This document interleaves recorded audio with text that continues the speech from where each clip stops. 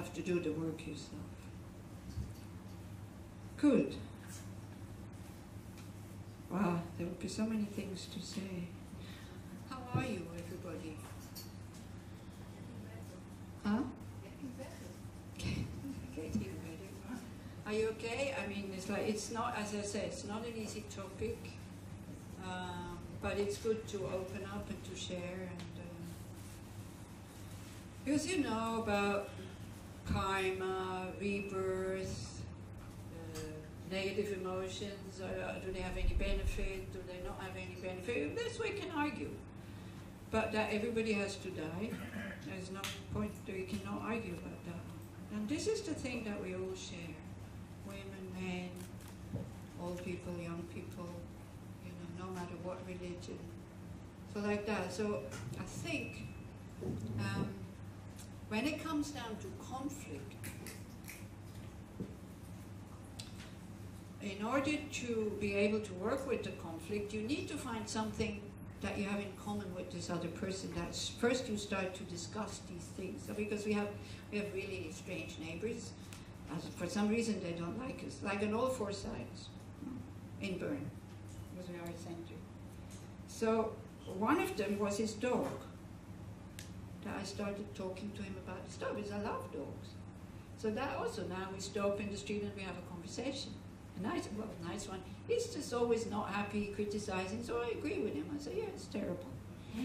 So, well, you know, if I try to give him the opposite view, he will definitely not agree and he will get upset. Like this, at least, we like each other and that's it. But the conflict was because we're Buddhist. I mean, this is why he doesn't like us. So trying to explain to him that Buddhists are nice people, there's no way that he would have. But if we find something in common that we can meet on a level where we can share something, then people can slowly open up. So if there's conflict, I don't think it's good to talk about the conflict itself before you know each other. And then once you get to know each other, maybe you can. This is just what I see with our neighbors in Switzerland. All right. So this afternoon we're going, I guess by now everybody knows how to lead a meaningful life. It's good to really think about this, you know, what is it for me, meaningful life is like, it can be anything. It really can be anything. For me it was after I met Buddhism, I was really inspired by this, that I can be open and kind. That, you know, when His Holiness the Dalai Lama says, try to be kind in whatever situation. Whenever it's possible, try to be kind. And then he stops and he says, it's always possible to be kind. It's always possible not to have aggression in your heart. But it's a training, because usually we're trained to react in other ways, especially if everybody else around us is doing the same. So people kind of don't really know, they can't grasp you anymore if you do not react with aggression, and then maybe they can't figure out who you are, and it's difficult for them, you know. So it could even get worse at the beginning, but then with time, I don't know. So for me, it was like having had a good life. For me, it's very simple. As much as possible, not to hurt other people's feelings, which I still do sometimes, but I feel less and less also. So that's thanks to my practice. And it's good for the people around me, of course. You know. To feel sometimes that space that we do actually have, that we're not so limited. We don't have to follow every negative emotion that comes. So in order to find something, okay, for like have a life that you can go without regret, what I invite you to do, not now, but maybe tonight, if you have time, to really sit down quietly and think about 5 ways how you don't want to die. And don't be, you know, Buddhist, intellectual, and take all these wonderful things. Just follow your guts. Write down whatever, you don't have to show it to anybody, this is for you. Write down whatever comes to your mind. And 5 ways how you would like to die. It doesn't have to be 5. I'm not magic or anything like that. It can be 3 ways or 10 ways or just 5. And then, when you look at these things, then you try to see, in what way can I do something already now that I don't like, I will not die like this, but I will die like this. And you'll be surprised what comes out if you're really honest and if you open your heart and you let the answers come from your heart and not from your head. All of a sudden you see your deepest fears, and then all of a sudden you go, oh, you know, somebody might say, I don't want to die in a fire. What can you do about this now? Well, nothing. Even you stay home for the rest of your life, your house might burn. Even you stay outside for the rest of your life, it's not possible. You die much before, then it's your time because it's not so healthy. So when we see that, when we start to see these things written down, or if you can discuss it with somebody, then all of a sudden we start to see these fears, and we see that there's no point having these fears. And the other day somebody was talking to an elder lady and asked, he was on the, well, you could feel that her life would not last much longer, and he asked her what she regrets. And she says that she regrets having had so many fears of things that she survived, you know, it's like, once the situation is finished. And she even said that my life was difficult, but I could feel that when disaster struck, the fear was gone, because disaster is here now. Now it's very easy to talk like this, you know, and they will say, okay, let go of all my fears and all that. But it still won't work, but like that they will go away. But so many things, it's especially like with thoughts, you know, we imagine the worst scenario. Keep doing it. Keep imagining the worst scenario, because by miracle almost, you will lose your fear. But if we keep shying away from it and say, oh, I hope it's going to be like that, then, you know, that's rational. But we do know that deep down, but it could be totally different. So we had like 1 year, this was the key sentence that we had: be prepared for the worst, but hope for the best. But this be prepared for the worst, we don't know. And fear is like limiting us, and fear can really spoil your life. You become with fear you become very narrow and very small, and very, you know, your world again becomes very small. So then, sometimes we have moments when we just go, okay, yeah, it might happen, so what? Other people have to go through the same thing, so what? Let it come. And this is what we'll do tomorrow when we take voluntarily the difficult things. You know, because the fear comes because we don't want them. And the Buddha does give us this first statement that he gave us. He said, hey guys, look, you know, there's a lot of dissatisfaction in your life. There's a lot of things that are wrong in your life. There's uncertainty. We keep losing what we love and we like. If we don't lose it, we lose interest. There is... you know, there's the mind that we have who never has enough. This is why we make so much progress. We have a total wrong view about what reality is. You know, my view is the only view that is right. Everybody else's view is wrong unless it's the same as mine.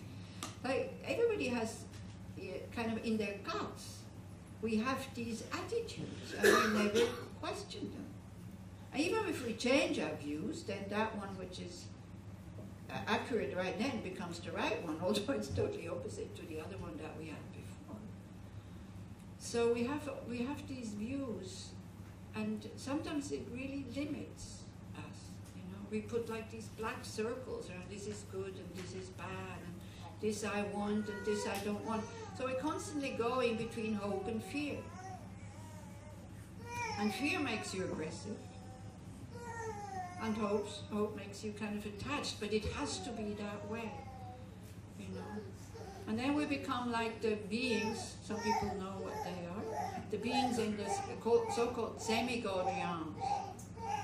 You know, they have a very good life, but they can see the Gaudrians, and they're much better than theirs. So instead of enjoying what they have, then they kind of look up there and they're constantly trying to fight them, but they're much weaker and not as intelligent, and the other ones just go like, boo, boo, you know, and they never get anything. So that's how jealousy, envy, like that.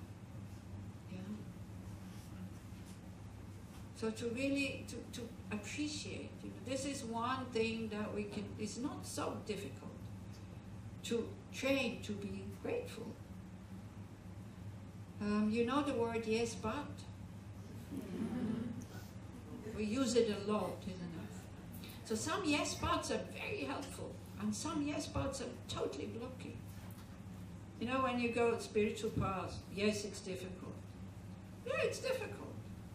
So you know it's difficult. So that means you're not expecting quick results because it takes long. This is what every teacher tells us, but we don't believe it.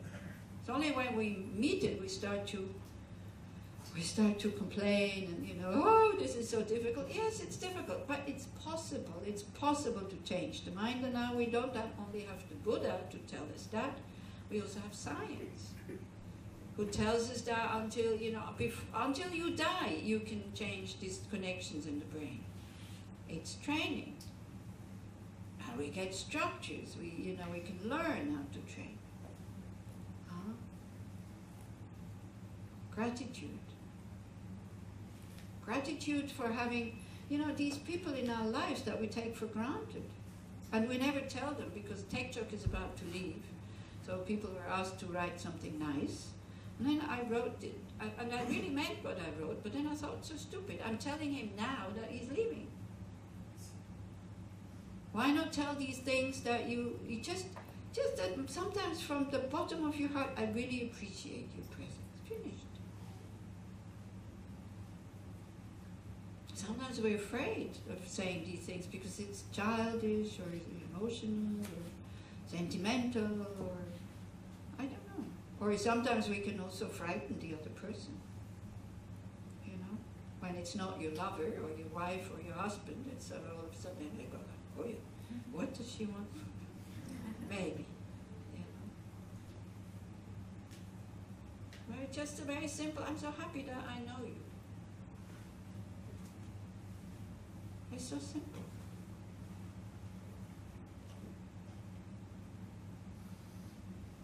At one point also, a 95-year-old lady, I went to see her, and she says, you know I should die because I'm old. Well, you know, 95 years old in Switzerland is very old. I don't know if you noticed that people here you have more people that get really, really old. And very often it's people that have survived the Holocaust or really difficult times. I don't know, it's because, you know, the survival of the strongest, so this is why then they live so long, because they're so resilient. 95 years in Switzerland is old, very old. You know, we don't have any people that are over 100. Whereas here you have quite a few in this country. It's quite amazing. So she said, now I'm 95 years old. I know I should die, but I can't. So I said, why? She said, I'm afraid. I said, of what? She said, I don't know. So I tried to tell her, I told her that, well, you know, if you have this fear coming, maybe just think about something good that you have done to other people, so that you feel good about yourself. So I went to see somebody else. It's true, she got, in her old age, she got really nasty and really bitter. It's okay, I was honest with her, because at one point she kept ordering me around, and all of a sudden she stops though and says, oh, I'm being quite nasty, aren't I? I said, yes, but I didn't come, I came to visit you, whether you're nasty or nice, I don't really care. I came to see you, not, you know, good mood, bad mood. And then we both laughed. So then I told her to, because I spent lots of time with them when I was younger. She was kind of my second mom, which the first one I didn't have because she was never there. So, so then I said, well, just think about, you know, all the good things you've done to people. And I was sure that she would know that because I appreciated her so much. She was so important in my life. Then I came back after an hour. She shouted at me, where have you been? I've been waiting for you. I said, okay. I was sorry, I'm a bit later than I said. And she looked at me and she says, you know what, I didn't find anything. And I said, what? Come on, you were so important in my life. She hadn't realized it. So then again, I was very happy to be able to tell her directly how important, how I feel for her. You know, also with this 95 years old, if I would leave the country, I would call her. And I knew that, you know, she had a few times she was on her way out, but they always brought her back. And so I hung up the telephone, and I felt, me, myself, I am holding her. I'm not letting her go, really, because I wanted to see her again when I came back, because I was so attached to her. So I had to work with this also first. You know, the hope that I hope she will still be alive when I come back after 1 or 2 months. So I told her how much I appreciate her, and I also told her children to please tell her, because she was really a very, very good mom. So it's good to, we don't have to wait until they're in front of the door to go. You know, we can tell people now. And if we're afraid again, then look, what is it? What I'm afraid of to say, because it might look childish, or you know, no. Yeah, you become vulnerable when you say these things. When we open up our hearts, we become vulnerable, but then we touch humanity. We see this bigness that we have, that we don't have any limitations. Yeah. So it's good to think about these points, how you don't want to die and how you want to die. I can tell you, because when I did this for the first time, somebody else who does seminars like this, and I participated with him, sorry, that was the exercise. And I wrote down, you know, I want to die next to my teacher. I mean, at that point, I was 50, my teacher was 70. Come on. Unless I have an accident or I get really sick, there is no chance that he will be around when I die. So I knew the questions that I want to ask my teacher, I have to ask them now. I can't rely on him being there and giving me all the instructions and all that. Then one other point was, I don't want to die with this person reading these special practices for me, because I didn't like her. I really couldn't stand her. Oh, I got so nervous around her. You know, we have this thing. Sometimes we get nervous around people when we dislike them, and they can do whatever they want. Nothing is right. They just, yes, we just want them to go away. So I had somebody like this in my life. Now it's fine, because then I knew if I'm in this part of the world, because she's the one who's doing these things, and I die, it will be her. So I cannot choose. I can't say, no, I want somebody else. So I have to work with this. Now we became very good friends. She hasn't changed. But it's me that I saw the danger, if I'm not working with this aversion, that, you know, it will be difficult if I die there. Now it's fine. So this also, you know, when meditations where, whom do I want to have next to me? Don't be so exclusive. Only my children. Anybody who knows how to deal with a dying person will be good enough. Then whoever is there, it's okay. So these were the 2 things I saw in this exercise. And for me it was very, very helpful, because it really made me realize quite a few things. And then to think, can you do something about this now? Yes, I can. I can start to be more independent of my teacher, and I can start to like that person. Ooh, which is really hard work, you know, because also nobody really likes her. She is really difficult, really, really, really, really difficult. How come she's the one to be next to dying, to read the... Yeah, she's trained to do that. She's very self-absorbed. She's unhappy. She's an unhappy person. So, yeah. Yeah, not all the Buddhists are by nature kind. She's a nun on top of it, you know, so be prepared for that. It's not that all the Buddhists are just by nature nice and kind. We're all working on it. And I can see that she suffers because of that. But yeah, that's what she's doing. She volunteered for that. She's the one. not really like, how to say it, she's not going to a hospice or something like that. But for Buddhist practitioners, because she is very experienced in these specific practices like sadhanas and things like that, she does it. She's the one who does it. Because she has experience and she's available. She's there. Yeah. So be prepared. It might be somebody who is not kind. So again, you know, as Leora said, it's terrible to see when people are unkind to these vulnerable old people. But sometimes they cannot help it. Don't think somebody chooses to be unkind. They're locked into their negative mind. So when we start to see this, that they have no choice. I could see it in myself. I didn't like to be grumpy, but I was. And I could be really nasty. I could, like, my mouth would put out words that were really not nice. Totally unconsidered about feelings of others. Some of you might have even seen it, if you know me since a long time. It doesn't make me feel good. And we can start to see, the same way it doesn't make me feel good, it doesn't make somebody else good. They might not show it, that they feel remorse and they feel guilty, because also I don't show it. But inside, they're just like me, you know. Being able to be kind and considerate and open is like, makes you feel much better. Yeah.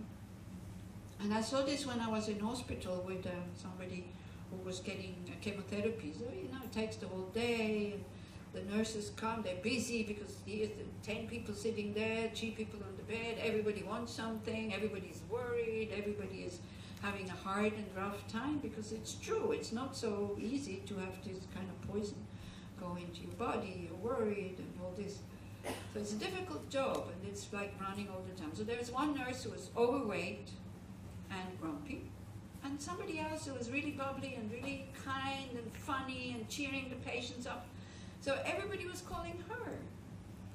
And can you imagine how it makes you feel when you're already in a bad state? So I said to the person I was visiting, I said, please call her. Oh, I don't want her. I said, yeah, but, you know, she's doing her job. So she's overweight, so it's more difficult for her. But the other one, you could see she was very happily doing her job. So also, you know, we might end up with the grumpy nurse.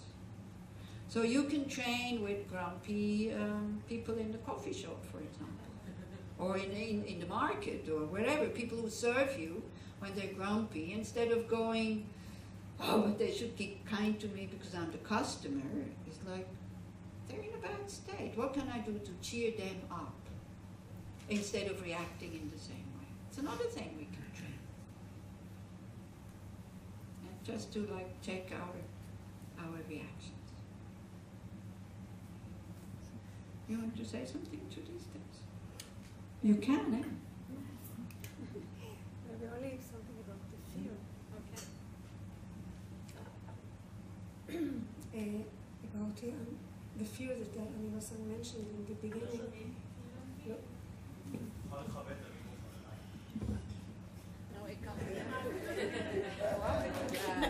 Like this? That's okay. So the few things that I used to do with myself, things that I can do with myself, I can try better with others. Things that I don't know if it works, I cannot do with others. So when I fear, I try to do 2 things. I mean, of course, what Rita, Losang said, to face the fear, it's very important, because then, if you can, you see what it is, fear, and then sometimes it's completely disappeared, it's just a state of mind. But also, I can think of times in which I was afraid of something that will happen in the future. For example, every time I go to India, each year that I go to India, I have this fear. How am I going? I'm going by myself normally, and I have this feeling of uncertainty, what will happen. And the 2 things I know that one thing, the minute I am in Delhi airport, it's okay, because I can manage with everything that is there, even if it's not so good or nice. I can deal it, because this is reality. It's not frightening, it's just reality. It's okay. So I can tell myself that I was afraid from one situation or another, and then it turned to be okay because I was present in the situation and I dealt with it. And this I used to give as an example to some cancer patients who are already sick and are very much afraid of what will be happen in the future, or so, of course, all people. And what I can say sometimes is when something, if it will get worse, I cannot promise that it will not be worse.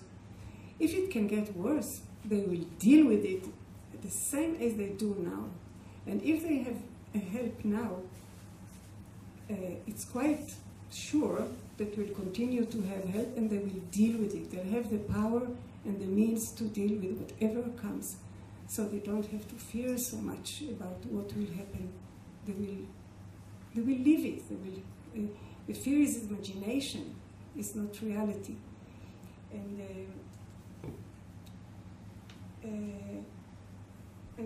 also this is what Shantideva says, that if I'm afraid of something, I can, or I think something, I'm worried about something, I can think, can I do something about it? So if I can do something about it, I will do it.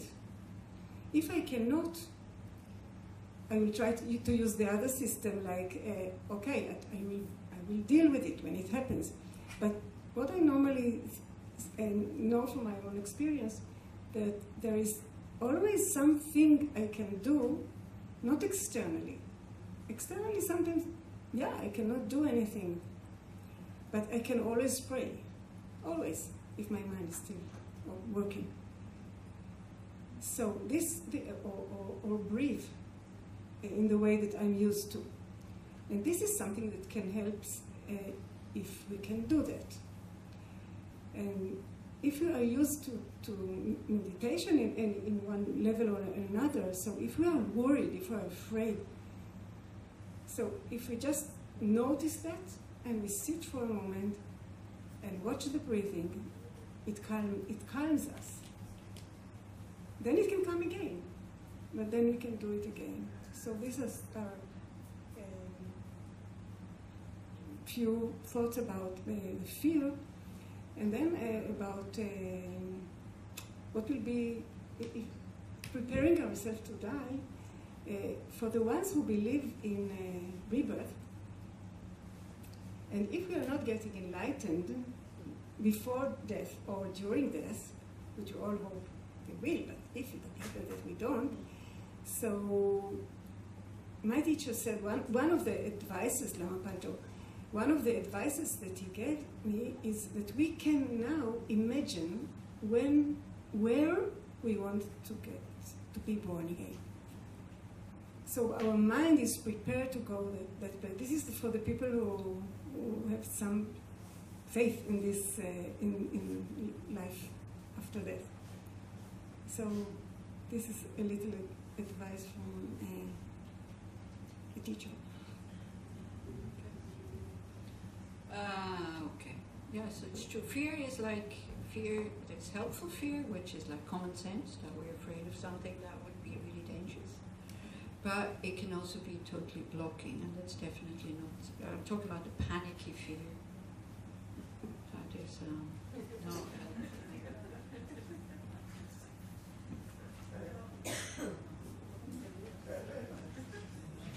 It's a balancing. Same as with us, if we're well balanced and we keep with the... I think there, yeah, there's one, exactly. See, it's ignored. It's okay. Yeah, now, see, works. Told you. It's okay. Okay. But then also, the fear doesn't go away, just stay with it and all that. And to start to really believe there's always continuity. Like all the things we've gone through, that we see that, as Laura says, there's always help there. So maybe sometimes not the help that we wish, but if we wouldn't have, how can I explain that now? If we wouldn't have had the life that we've had, you know, with 20 years, I would never have thought I can do all these things that I did.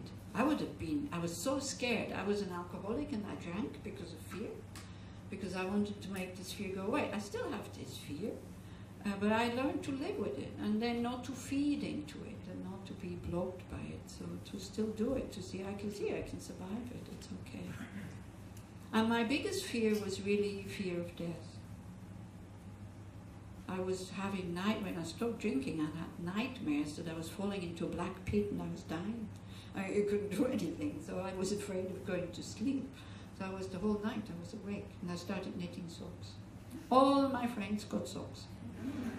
And I talked to myself, it was a kind of psychotherapy, which I did very spontaneously somehow. I called my inner self or whatever. I was not Buddhist, nothing. I talked to that inner self, somebody, I gave her a name, this one, Sabine, I don't know why. But anyway, so we had conversations with each other. It seemed to help. But I also went to a professional psychologist, because otherwise I would have killed myself, I think, after giving up. This is the thing, it's a really difficult time. Because then all the fears come. And there's nothing you can do about this.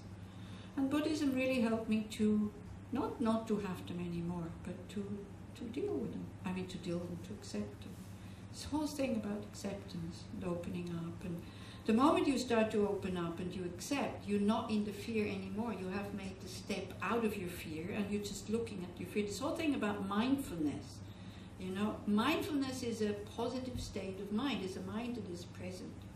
And what it does at the same time, because you cannot be lost in your emotion and be mindful at the same time, it allows you to make the step out of the emotion. The emotion still turns, but you are actually in a different emotion and you're not identifying with it anymore. Now again, you know, speaking from experience, it sounds all very nice and very easy and very logic and all this, but then when it comes, then all of a sudden, ooh, we lose it all, isn't it?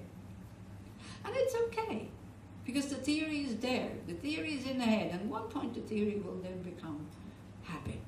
So it's okay, so this is how we start. So there is a very, very structured way of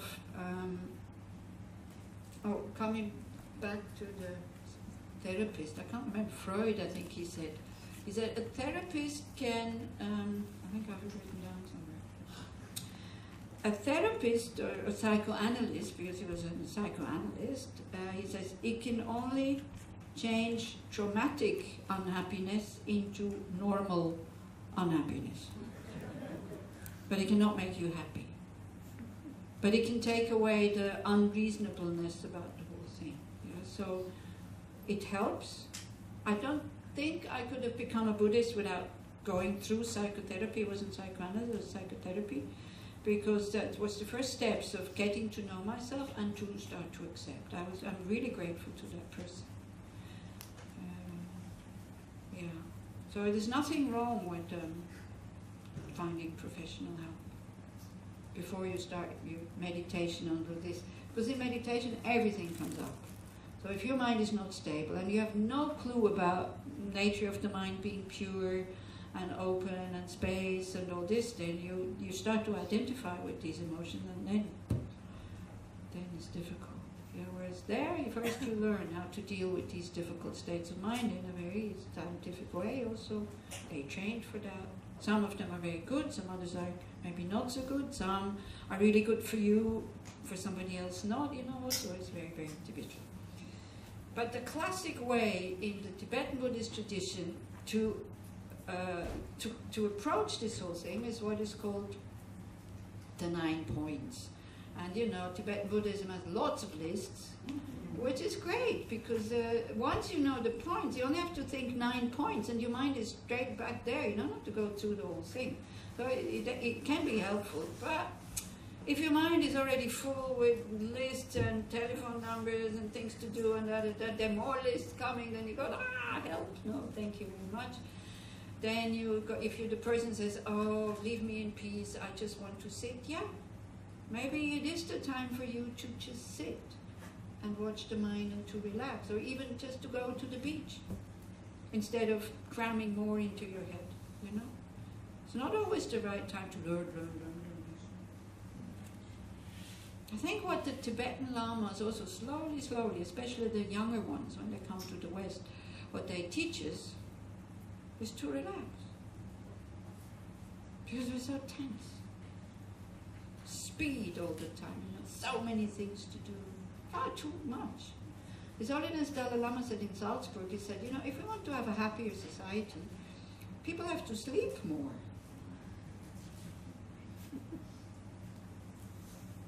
The biggest achievement is to be able to do nothing happily. But really not things you like to do. For us, doing nothing is doing things that we like to do. That's not doing nothing. But the biggest achievement is to just let the mind rest, because then it's such a nice sentence from Mahamudra. Just let the mind rest in its natural way. It will realize its own nature by itself. We don't have to do anything. But we have to go through all these difficult steps, and thoughts and this and that. For what? To throw them all out at the end. To go into that relaxed state. All the thing, everything is impermanent. Actually, it doesn't have self-nature. The mind is spacious. All these exercises that we do is for what? So that we can all let go at the end. It's a bit like scaffolding, you need scaffolding if you want to build a house, but at the end you take it away. But if you want to build a house without scaffolding, it's not working. If you want to cross a river, you need a raft. If you want to go to the other shore, you need to get out of the boat. You need to leave it behind, you're not slipping it with you. So this is very inspiring, this Mahamudra about just realizing the nature of your mind, it's all space and it's all produced by the mind. Don't believe your thoughts, but when we're so tense and we're so identified with these things, then it's not really helpful. Then we're just fooling ourselves. And what Tibetan masters see is, because now they start going to Vipassana groups. Like in Bern, we have, near Bern, there's once a year, there's a Vipassana Mahamudra retreat with a Mahamudra teacher, Longjob, and with two Vipassana teachers. And they say, wow, you Vipassana people, you're much better than the Tibetans who have learned everything by heart, because you have learned to be present. But they learn to be present, and then they're present in the things that happen in the mind. So then what they only have to learn is to take the step back and to see in what these events is, where these events are happening, the nature of the mind. So you need to make the step back. So it's a very good combination if you do a lot of mindfulness and then if you go into Mahamudra. But you can also do lots of purification practices. That also works very well if afterwards you want to do Mahamudra, like, realizing the nature of your mind as just luminous space. If you do it without any instruction, just by reading a book, not sure if you're then going in the right way. Yeah, so Mahamudra is becoming very popular these days because we are so full and we have too much of everything. So like that. So the structured way of dealing with this is, first of all, one sees the advantage of thinking about death. And one sees the disadvantage of not thinking about death. So that again, you have to find out yourself. Because the first disadvantage of thinking about death is what? What do you think? Fear. You don't want to know about it. That's the first disadvantage, but it doesn't hold that long. You can see it when somebody gets diagnosed with cancer. The whole life stops. They don't go to work anymore. They don't phone anymore. They withdraw. But then, if the cancer is it's not such a big thing. Cancer is always a big thing. If it's not, if you don't die after a few months, all of a sudden life becomes quite normal again. You go back to your normal life because you say, oh, I'm still alive. Okay, there's the sickness. It limits me to some extent, but I can still have fun. I can still enjoy. And if sometimes these people then at that point, they seem to have much better life because they start to really appreciate still being alive, even though the body is not so well. If you don't accept, then it becomes difficult. But if you accept that you're mortal, then it can actually help. But the first reaction is always no, not me, or why me, or something like that. Even though we see so many people having cancer these days, you know, but no, it's not going to happen to me. We don't know. We don't know. So you, again, it's the, you know, there's a lot in Buddhism. The whole thing is just given to you. You have, this is the method, then you figure it out. Method is you think about what is the advantage of thinking about death and what's the disadvantage of not thinking about death. Especially if you're a spiritual practitioner, it really gets you going. Or even if you are a pleasure person, it also gets you going, because you start to think, well, if I want to enjoy, I better enjoy what I have instead of being discontent and spending my whole time in finding something better. Because you see, outside things, pleasure of outside things, fantastic. And sometimes people mistake what the Buddha said. They say, oh, no, pleasure is suffering. Pleasure is not suffering. Pleasure is pleasure. It's pleasant. It's okay. But it can lead to suffering if you put all your hopes on that horse, or all your money on that horse of having a lot of pleasure will make me a happy person. It's not like that. They're totally unreliable. They do not last. They're very short-lived. And you have to repeat and to repeat and to repeat. And if you repeat the same thing, you get bored. You lose interest. This is why, you know, new telephone every year, new this, new that. Oh, I remember when I came here, first time they gave me a mobile phone. You know, it was like big like this. Now also again it's big like this. Yeah. Even bigger than that. And then it got smaller. And now it's bigger. So it's like, you know, and then we're still not kind of, yeah, that's fine. We're still not happy. So this is it, you know, it's very short-lived. It doesn't give you what you want. It doesn't give you peace of mind. It gives you a short moment of being relaxed. You have what you want, and then it starts to nag again. But, you know, when is the next one coming out? Or you see it when Leora has a better one than mine. So, oh, maybe I should have that one. And so like that. So, if you are, you know, it's totally legitimate to wanting to have a comfortable life filled with pleasure. It's fine. But check if that's really what you want, you know. Think about all the pleasures that you had until now and see how further you go in being happy. It's like we're always left off at the same spot, sometimes even worse, when there's nothing new coming along. You know, if your whole happiness is, for example, Swiss person to go skiing, all of a sudden your body doesn't want to go skiing anymore, cannot do it anymore, then what? You're left with empty hands. If you haven't found something that gives you happiness that is inside, where you're not dependent on outside things, wow, your life in old age becomes very poor and very lonely. Because the body is not, he said, look, please leave me alone. What, skiing? Are you crazy? You pain everywhere, you know. You fall down, you break something. Come on, stop these fantasies. Yeah? My father was like this. He could not stand not to be able to go skiing anymore. And he tried, and it was almost ridiculous the way, but it was so sad. He was such a good sportsman, so that he suffered so much. So again, when we see these examples, we can see where's my refuge? Right? Where does the mind go when I don't feel well? And then you check. Is this going to hold in old age? Is this going to work in old age? Yeah? Telephone. Maybe all your friends are dead and you survived them. Whom are you going to phone? Yeah?